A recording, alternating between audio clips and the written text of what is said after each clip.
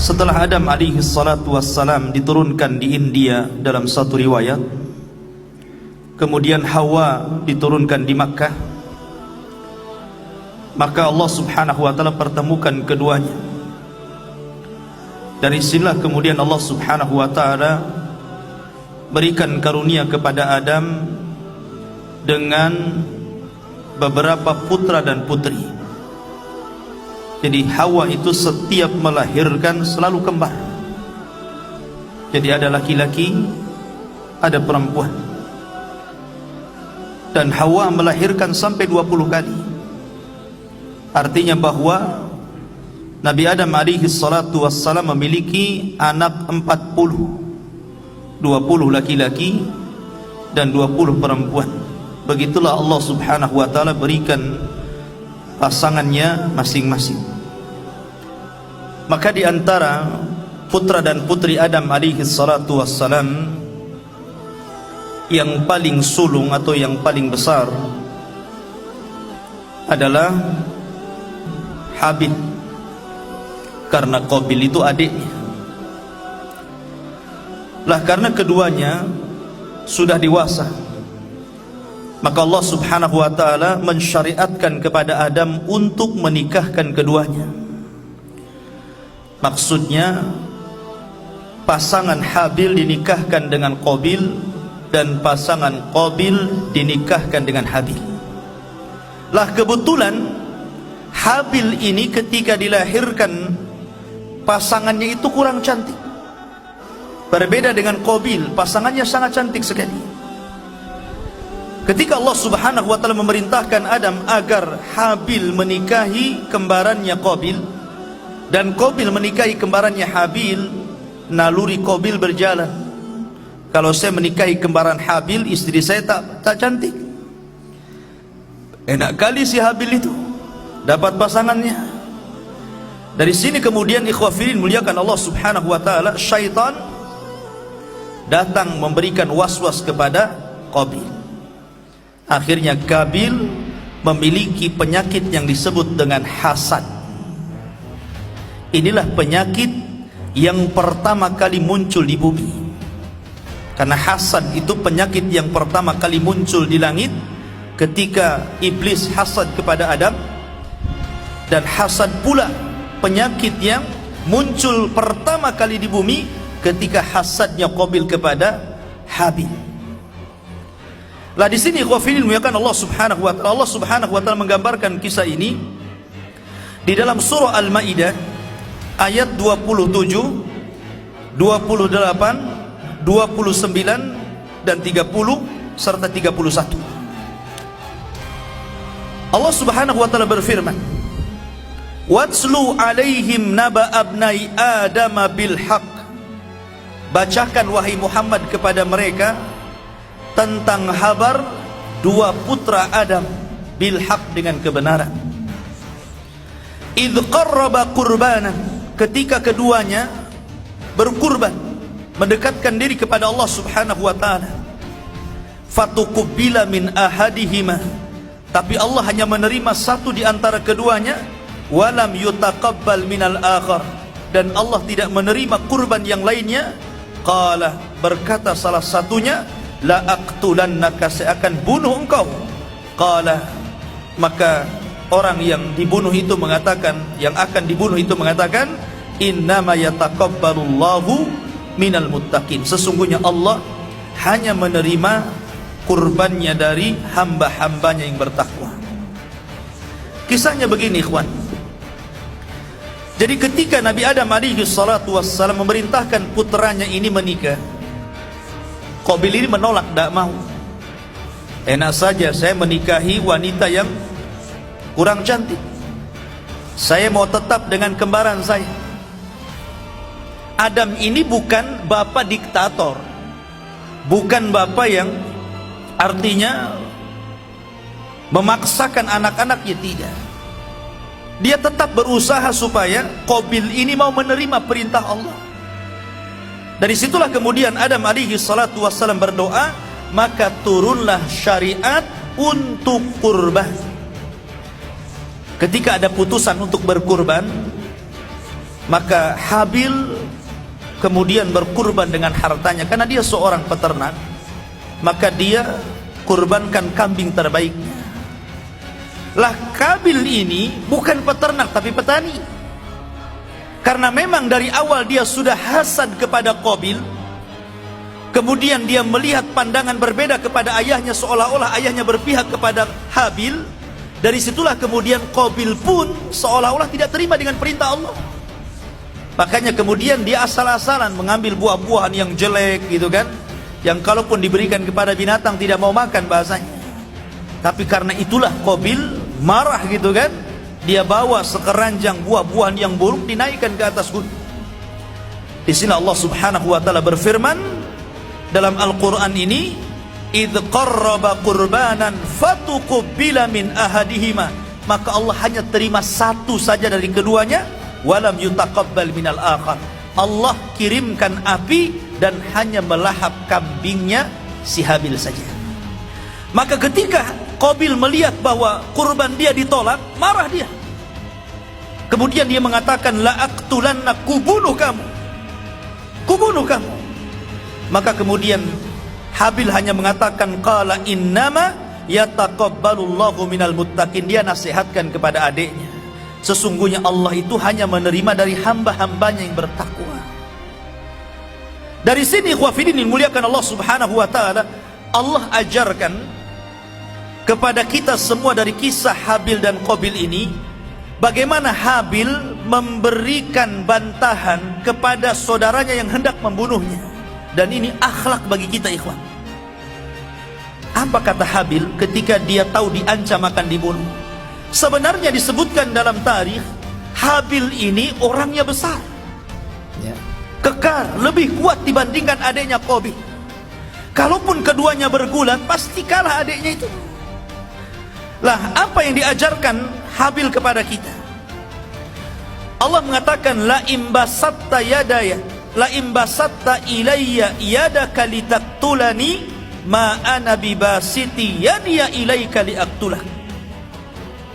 Jika engkau arahkan tanganmu untuk membunuh diriku, maka tanganku tidak akan aku ulurkan untuk membunuh dirimu.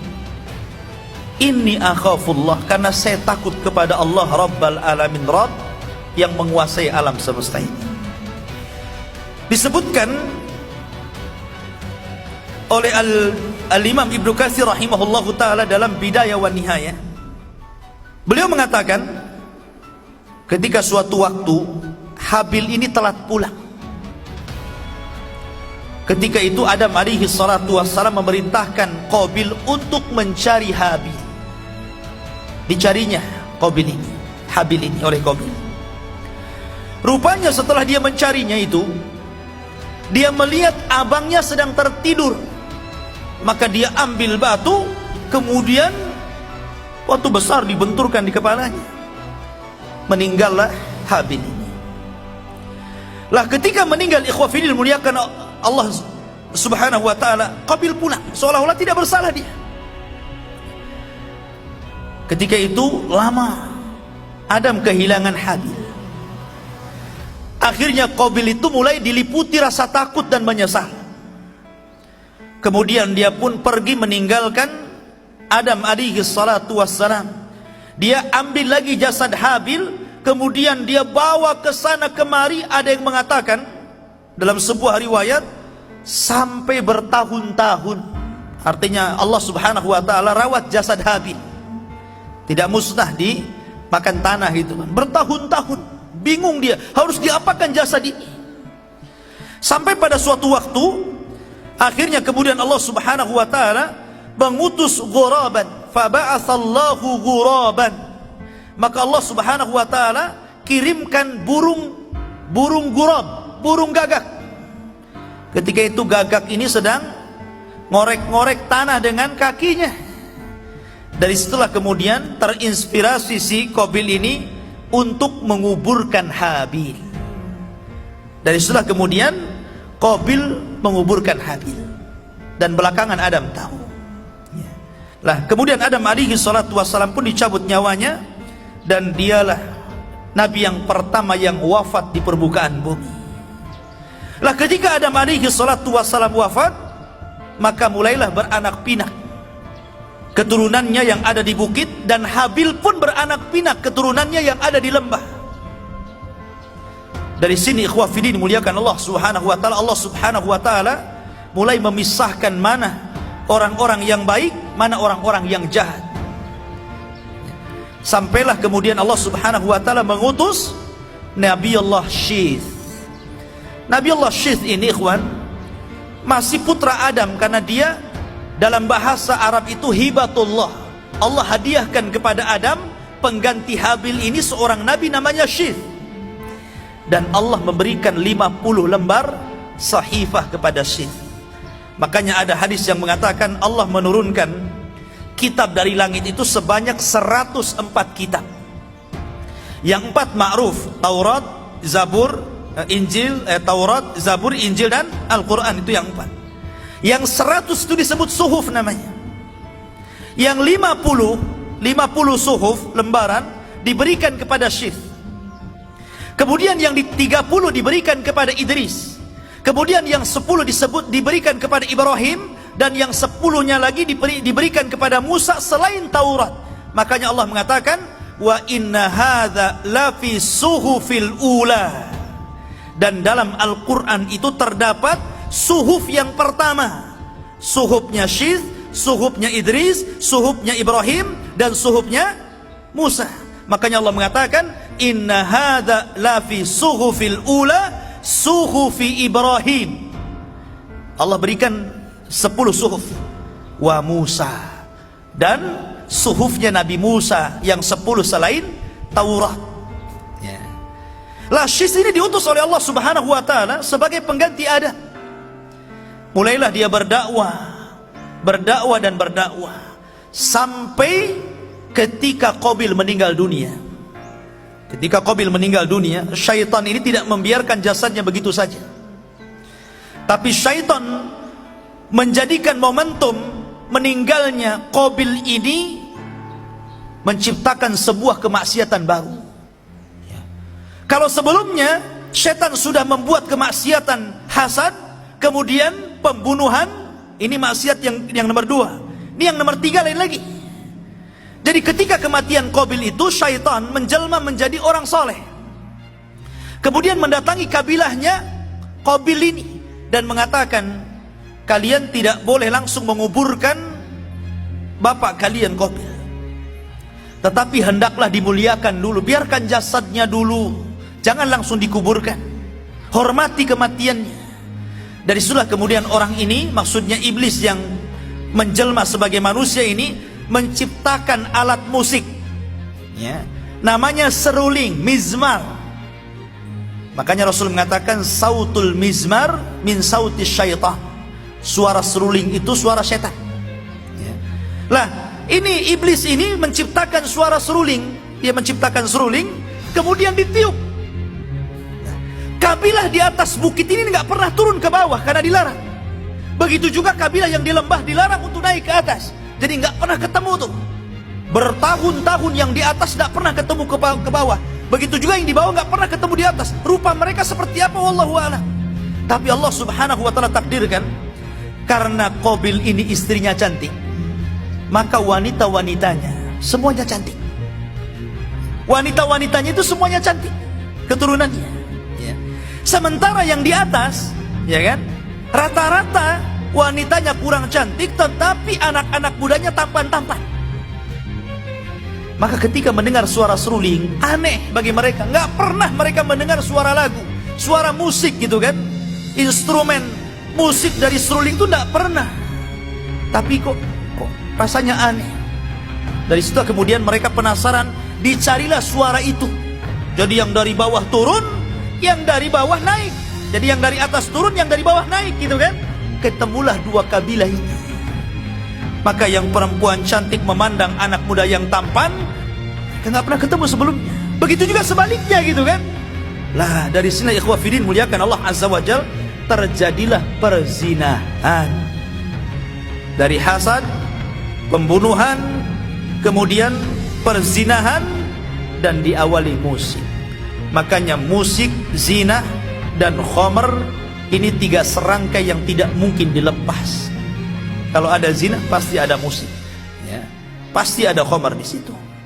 Lah dari sini ikhwafidin, ketika sis meninggal dunia, maka tugas yang sangat berat diberikan kepada Idris. Idris ini diutus ketika rusaknya akhlak. Memang tidak ada kesyirikan di zaman itu, belum ada orang yang kafir, belum ada orang yang musyrik, karena kesyirikan itu terjadi pertama kali di zaman Nabi Nuh, dan itu setelah 10 kurun, ya. 1 kurun itu 100 tahun, berarti setelah 1000 tahun dari wafatnya Adam sampai diutusnya Nuh baru terjadi kesyirikan. Tapi di zaman Nabi Idris ini akhlak 2 kabilah itu sudah rusak, ya, sudah rusak sekali. Makanya Nabi Idris alaihi salatu wassalam diberikan pahala oleh Allah setiap hari, mendapatkan pahala sejumlah umat yang didakwahinya. Dan setelah kemudian Idris meminta kepada Allah untuk dipanjangkan usianya. Berjumpalah dia dengan Jibril. Dia mengatakan, wahai Jibril, aku ingin berdoa kepada Allah agar malaikat maut tidak langsung mencabut nyawaku. Aku ingin panjang usiaku, karena melihat keutamaan yang luar biasa yang Allah berikan kepadanya. Kata Jibril, nggak apa-apa, tapi kamu harus ngomong kepada malaikat maut, ya. Kemudian kata Idris, di mana aku mendapatkan malaikat maut supaya aku bisa bicara kepadanya dan tidak cepat-cepat dicabut nyawaku? Kata Jibril, gampang, ku antar kau ke langit. Maka akhirnya Idris pun diangkat oleh Jibril ke langit. Ke langit pertama, kedua, ketiga, sampai keempat. Dan ini diisyaratkan dalam Al-Quran, wa rafa'nahu makanan aliyah. Kami angkat Idris ke tempat yang tinggi, maksudnya ke langit keempat. Kononnya mau berjumpa dengan malaikat maut, ya. Sesampainya di langit keempat, malaikat maut sudah nunggu di situ, ya. Belum dipanggil sudah muncul. Yang heran Jibril. Kata Jibril, ya malakal maut, kenapa kamu ada di sini? Kata malaikat maut, wahai Jibril, barusan Allah memerintahkan aku untuk mencabut nyawa manusia di langit keempat. Aku pun heran, mana ada manusia di langit keempat. Rupanya tidak ada manusia di langit keempat kecuali Idris. Idris mau nawar supaya dipanjangkan usianya, malaikat maut hari itu pula diperintah untuk mencabut nyawanya. Idza jaa ajaluhum la yastakhiruna sa'atan wa la yastaqdimun. Kalau ajal sudah datang, nggak mungkin telat, nggak mungkin maju, pasti pas waktunya. Maka Idris pun kemudian dicabut nyawanya. Satu-satunya nabi yang meninggal di langit hanyalah Idris.